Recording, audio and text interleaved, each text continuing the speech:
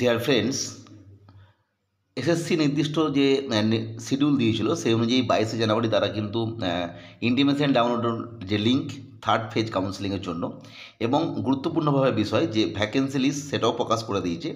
এবং গুরুত্বপূর্ণ আরেকটি তথ্য যেটা কিন্তু তারা পূর্বে উল্লেখ করেনি, কিন্তু আমরা আশা করেছিলাম বা বলেছিলাম যে সেই লিস্টটাও কিন্তু দিয়ে দেবে। এবং সেই লিস্ট অর্থাৎ যেটা কাউন্সেলিং সিকোয়েন্স লিস্ট, যেটা সেই লিস্টটাও কিন্তু প্রকাশ করেছে।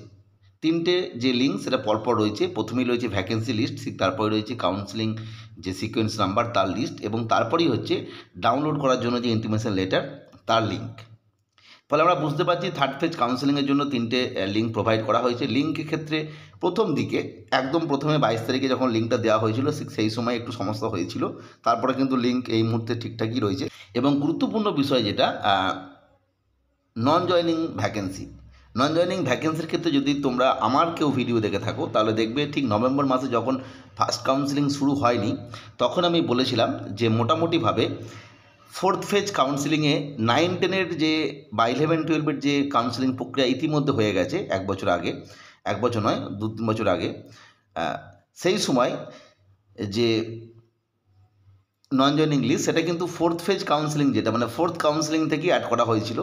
ফলে তোমরা আশা করতে পারো এটার ক্ষেত্রেও সেই ফোর্থ ফেজ কাউন্সেলিংয়ে গিয়েই এটা অ্যাড হবে। ইতিমধ্যে যে তথ্যটা পাওয়া যাচ্ছে সেটা হচ্ছে এই মুহূর্তে কিন্তু এই নন জয়নিং লিস্ট আপডেট হয়নি। এই নন জয়নিং লিস্ট আপডেট হবে নেক্সট ফেজ কাউন্সেলিং অর্থাৎ ফোর্থ ফেজ। আমরা বুঝতেই পারছি এটা সম্ভবত নয়, 31শে জানুয়ারি পর্যন্ত এই থার্ড ফেজ কাউন্সেলিংটা আছে। তার পরবর্তী সময়ে আরও 10-15 দিন বাদ পুনরায় ফোর্থ ফেজ কাউন্সেলিং আসার সম্ভাবনা আছে।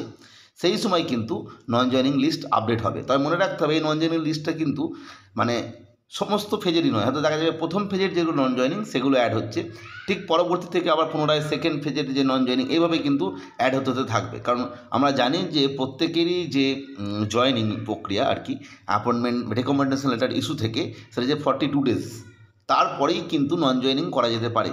কারণ আমরা দেখতে পাচ্ছি অনেকেই বা অনেক স্কুলই কিন্তু মানে যারা এই মুহূর্তে মানে রেকমেন্ডেশন নিয়ে এসছেন জয়েন করছেন না, তারা কিন্তু বিভিন্নভাবে যোগাযোগ করছে তাদের সাথে। তারা কিন্তু এই মুহূর্তে সরাসরি অনেকে হয়তো না বলছে না। ফলে সেই স্কুল সরাসরি 42 দিন না পেরিয়ে গেলে কিন্তু নন জয়নিং যে হবে সেটা কনফার্ম করতে পারছে না। এই জায়গাটা কিন্তু ইম্পর্টেন্ট। ফলে আমরা বুঝতে পারছি নন জয়নিং শুধুমাত্র ফোর্থ ফেজেই শেষ হয়ে যাবে এরম নয়, পরবর্তী কিন্তু দেখবেন আরও কিন্তু কাউন্সেলিং প্রক্রিয়া হবে এবং সেখানেও ধীরে ধীরে একটা দুটো হলেও কিন্তু নন জয়নিং সিট আপডেট হবে। যাই হোক, এই তথ্যটা শেয়ার করলাম। পরবর্তী আপডেট বা তথ্যের জন্য চ্যানেলটিকে সাবস্ক্রাইব করে রেখো।